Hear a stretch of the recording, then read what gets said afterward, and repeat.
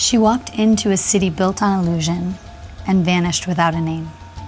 A girl no one missed, a body no one even claimed. A story buried beneath neon lights and slot machine noise. For decades she waited, for an identity, for someone to come forward, and still her mystery remains unsolved. A Jane Doe in the city of sin, silenced before she ever got to speak. And tonight, I'm recording in a studio right here in Las Vegas, miles from where her body was found, dumped behind a strip mall, stabbed several times, and left in the heat in the night to be discovered by who knows what. My name is Lindsay, and this is R.I.P.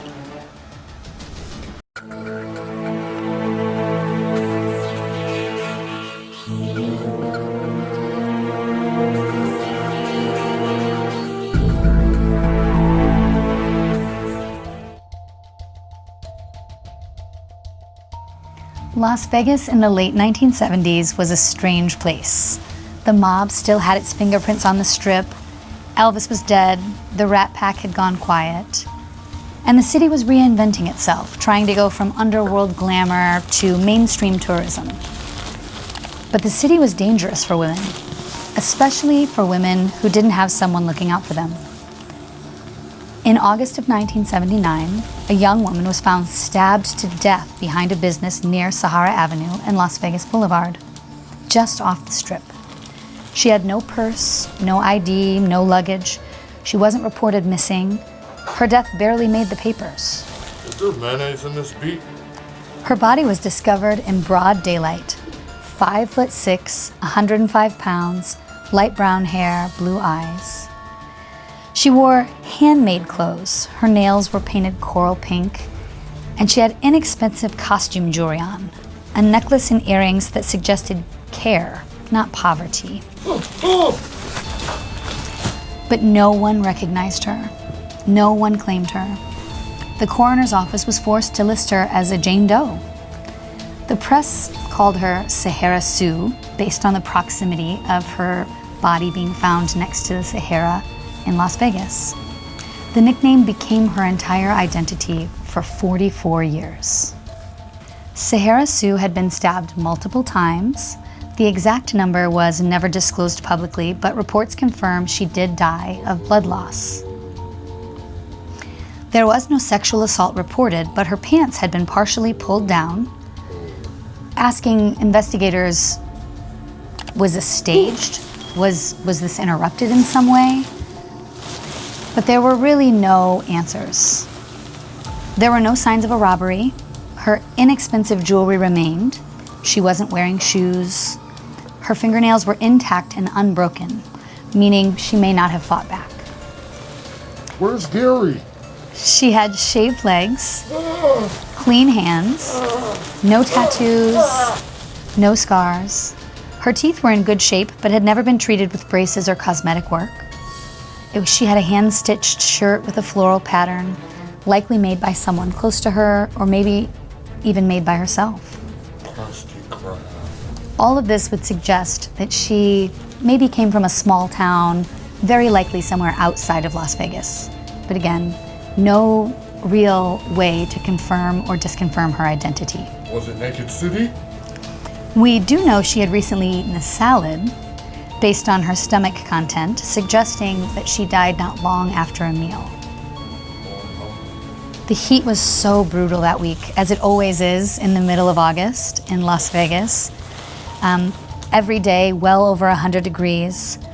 And based on when the police found her, they noted that she had only been there a few hours, at least according to their reports, as there was no advanced decomposition or bugs. She appeared to have been dumped fairly recently.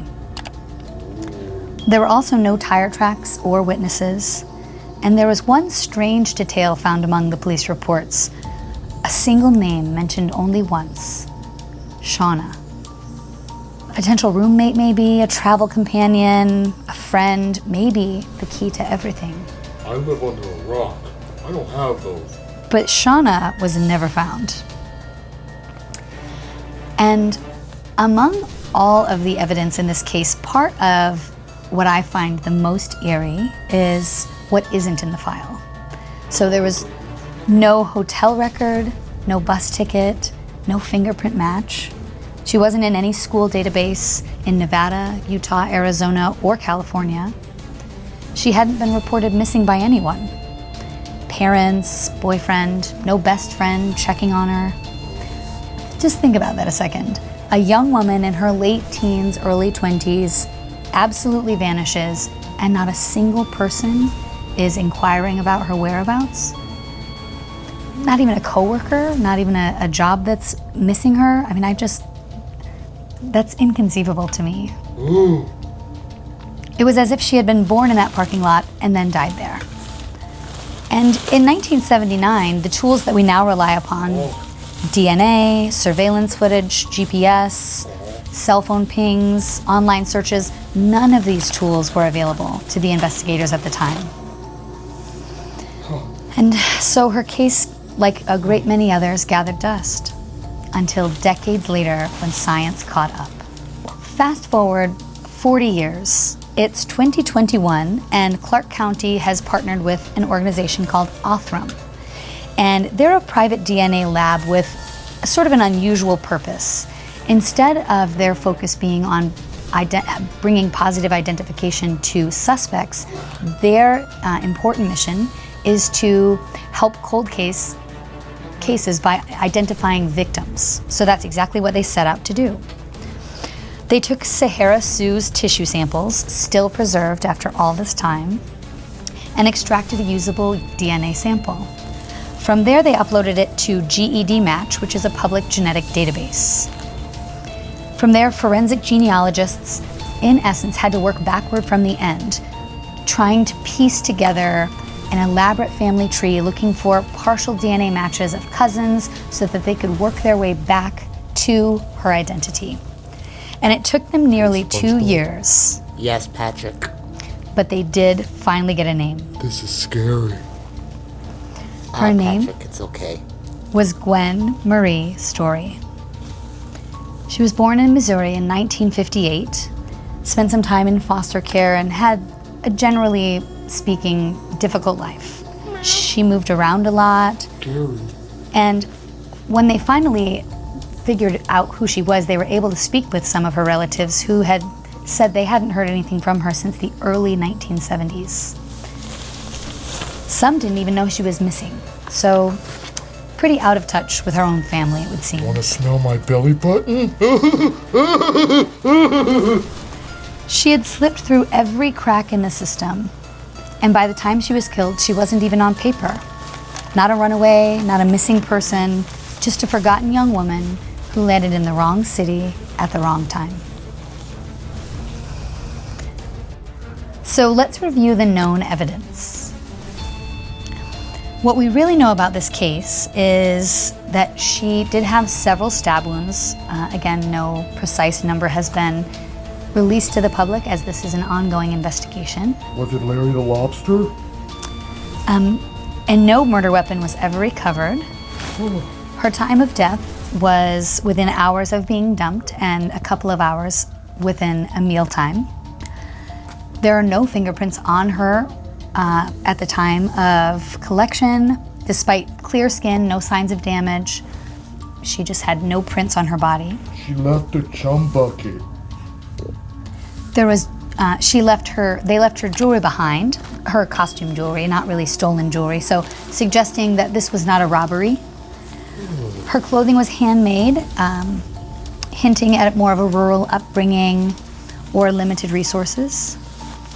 And the DNA profile, again matched to living relatives via forensic genealogy, and that's the only reason we even know her name.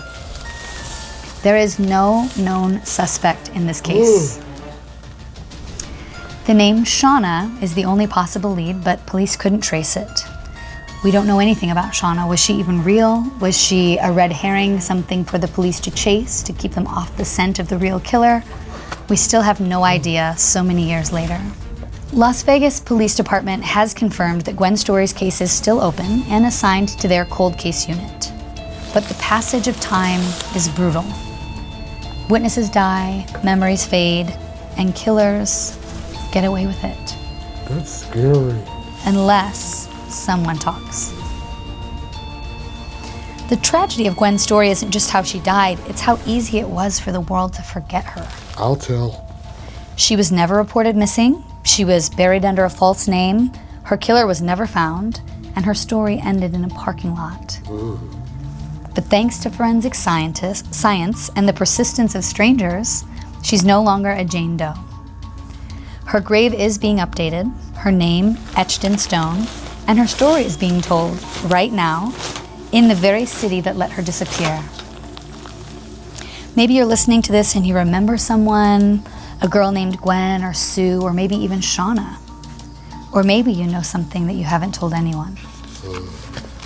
My belly button smells like Cheetos. Let this be the sign.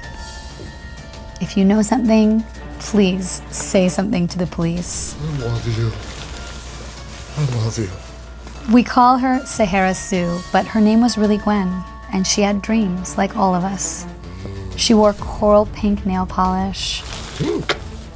She ate a salad just before she died. These are not metrics from a murder case. This is the evidence of a real life. Tonight we remember Gwen from Las Vegas, and for all the women who were never found. And I promise you this, if they try to erase your name, we'll write it back in blood. I'm Lindsay, and this is R.I.P.